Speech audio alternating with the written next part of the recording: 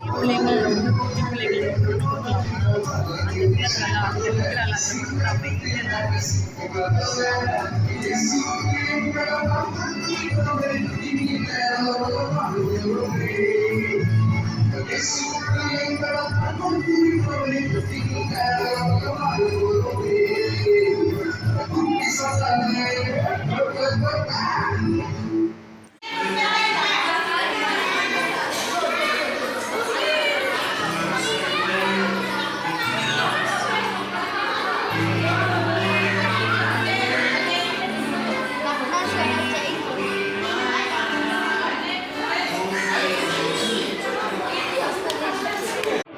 நாடகம் பார்க்க தயாராக இருக்கீங்களா? நாடகம் தான் பிடிக்கும். எவ்வளோ பேர் தான் பிடிக்குமா நாடகம்?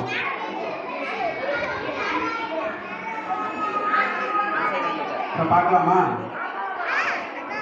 எதை பற்றி சொன்னாங்க? நேரம் இல்லையா? சரி, இப்போ அவங்க சொன்ன மாதிரி ஒரு விவசாயி அமைதியா இருக்கணும். அமைதியா இருந்து கவனிச்சதான். சும்மா சத்தம் போட்டுருக்கா எல்லாம் இங்கே போய் கவனி, இங்கே கவனி. சரியா? ஸ்டார்ட் பண்ணோமா? Ready, study, start. 1 2 3. இப்போ விவசாயி ஒருத்தர் வராரு. என்ன பண்றாரு? அவரு கூட நிறைய விதைகளை கொண்டு வந்து அவர் நேரத்தை கொண்டு தூவுறாரு. நல்ல விசிறி அடிக்கலாமே விவசாயிக்கார. பாருங்க எப்படி விசிறி அடிக்கிறார் பாருங்க. ஸோ விதைச்சிட்டு போகிறாரு. நல்லா குறிச்சு ஜாலியாக விதைக்கலாம் பாருங்க. பாருங்க எங்கெல்லாம் பாருங்க தண்ணி தெளிக்கிற மாதிரி தெளிச்சுட்டு. ஸோ விதைச்சிட்டாரா? ஸோ விதைச்சி முடிச்சுட்டு அவர் போயிட்டாரு. ஸோ விதை எங்கெங்கெல்லாம் இருந்துச்சு? இப்போ எல்லா இடத்துல இருந்துச்சா? வயலில் தானே விழணும். ஆனால் எங்கெல்லாம் இருந்துச்சு? விசிறி அடிக்கும் போது நிறைய இடத்துல போயிடுச்சு. ஸோ இன்னைக்கு நம்ம பார்க்க போகிறது வந்து சில விதைகள் வந்து எங்கே விழுந்துச்சான்? இது மாதிரி வழியில் ரோட்டில் விழுந்துச்சான். சரியா? அப்படி விழுந்த விதையில என்ன ஆச்சு அப்படின்றத நம்ம இன்னைக்கு ஒரு சின்ன நாடகமாக நம்ம பிரதர்ஸ் வந்து நடித்து காட்ட போகிறாங்க.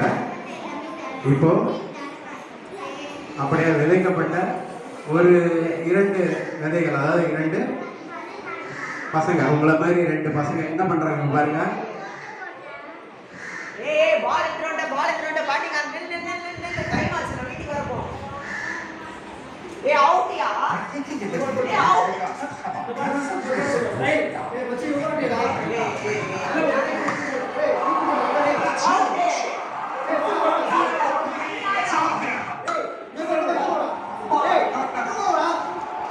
இன்னொரு சகோதரர் பார்த்தீங்கன்னா என்ன பண்றீங்க? உங்களை மாதிரி ஒருத்தர் ஃப்ரீ ஃபயர் விளையாடிட்டு பாருங்க.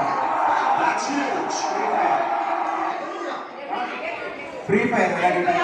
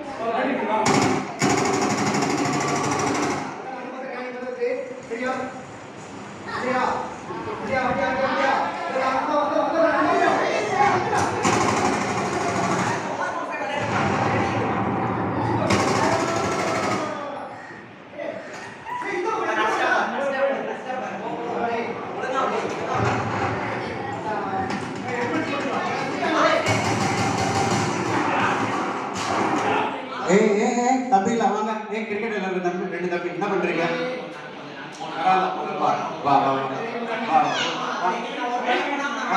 அப்புறமா ஒரு விஷயம் சொல்ல போறேன், அதை கேட்டுட்டு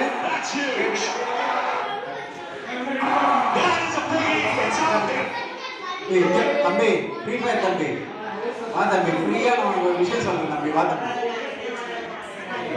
வாப்பா தம்பி வா, ஒரு சின்ன விஷயம் கேட்டுட்டு போ.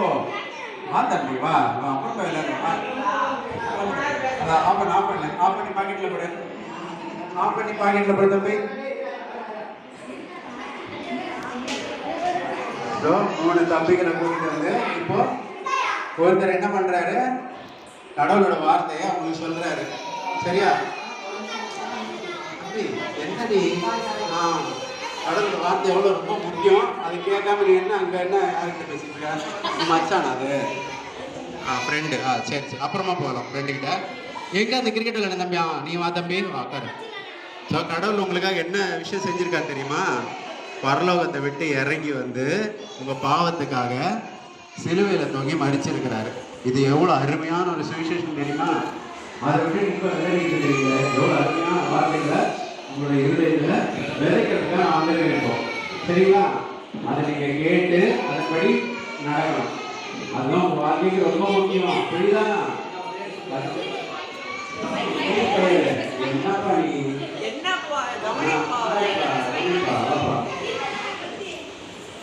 அப்புறமா போய் காசு போடணும்ப்பா.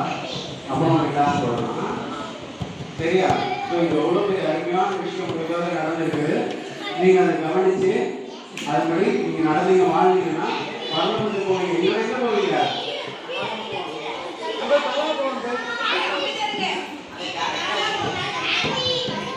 சரி போங்க. உங்களுக்கு சொல்ல வேண்டியதை நான் சொல்லிடுறேன். சரியா? ஓகேவா? நல்ல பிள்ளைங்களா இருக்கீங்களா? Very good very good. சரி இப்போ அந்த பிரசங்க வந்து கிளம்பி போயிட்டார். சொல்ல வேண்டிய வார்த்தைகள்லாம் சொல்லிட்டு என்ன பண்றது, கிளம்பி போயிட்டாரு. போன அடுத்த நிமிஷம் இங்க பாரு, மச்சான் எங்கடா இருக்க? நான் உள்ள வந்துட்டேன். உள்ள வர வெளியா போயிட்டு வந்துடுறா. அதுக்குள்ள என்னடா அதில் கேம் வெளியே வந்துருங்களா? டேய் இருடா டேய்.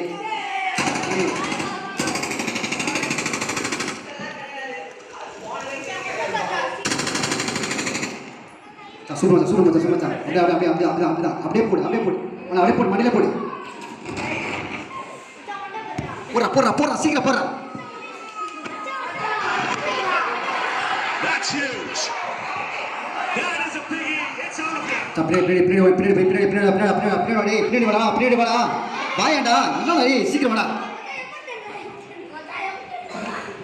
சரி. ஸோ இப்போ என்ன பார்த்தீங்க, நீங்க என்ன பண்ணீங்க? ஃப்ரீ ஃபயர் விளையாடுற ஒரு அண்ணன் தம்பி பார்த்தீங்க. அடுத்து இன்னும் 2 பேர் கிரிக்கெட் விளையாடுறத பார்த்தீங்க. சரியா? இப்படி தான் நீங்கள் ஒவ்வொருத்தரும் ஒவ்வொரு விதத்தில் காரியங்களை செஞ்சுக்கிட்டு இருக்கீங்க. அது கடவுளுக்கு பிரியமானது கிடையாது. ஸோ இப்படி தான் வார்த்தையை வந்து விதைக்கும் போது அவங்க கேட்டாங்க. ஆனால் என்ன ஆகிட்டாங்க, உடனே எப்படா இது முடியும், இவர் பேசி முடிப்பாரு சொல்லி முடிச்சுட்டு திரும்ப அவங்க என்ன வேலையை செஞ்சுருந்தாலும் அந்த வேலையை செய்கிறதுக்கு போயாச்சு வேகமாக. ஒரு ஃப்ரீ ஃபயர் பைத்தியம், இன்னும் 2 கிரிக்கெட் பைத்தியம் இல்லையா? ஆமாம். ஸோ இதுதான் அந்த வழியில் விழுந்த விதையோட கதை. அது என்ன ஆச்சு தெரியுமா? அந்த விதையெல்லாம் வழியில் விழுந்த விதை என்ன ஆகும்? ஒன்று ஆளுங்க நடக்கும்போது மிதிப்பட்டு போகும். இன்னொன்று என்ன ஆகும்? பறவை இல்லை காக்கா குருவி புறா இதெல்லாம் வந்து என்ன பண்ணுவோம், எடுத்து சாப்பிட்றோம், எறும்பெல்லாம் கொண்டு போயிடும். அப்படிதான் அவங்களுக்கு விதைக்கப்பட்ட விதை, அவங்களுக்கு சொல்லப்பட்ட சுவிசேஷம் காணாமல் போயிடுச்சு இல்லையா? ஸோ இதுதான் இதோட கருப்பொருள். சரி, எத்தனை பேருக்கு புரிஞ்சது? இது எத்தனை பேருக்கு புரிஞ்சது? எத்தனை பேர் இது மாதிரி தான் நம்ம ஜீவிச்சுட்டு இருக்கிறோம்? கடவுளோட வார்த்தையை கேட்டுட்டு அந்த நேரம் சும்மா உட்காந்து ஓடி போயிடும் திரும்ப இல்லை? எத்தனை பேர் அப்படி இருக்கிறோன்றதுதான் சிந்திக்க வேண்டிய ஒரு காரியம். ஓகே.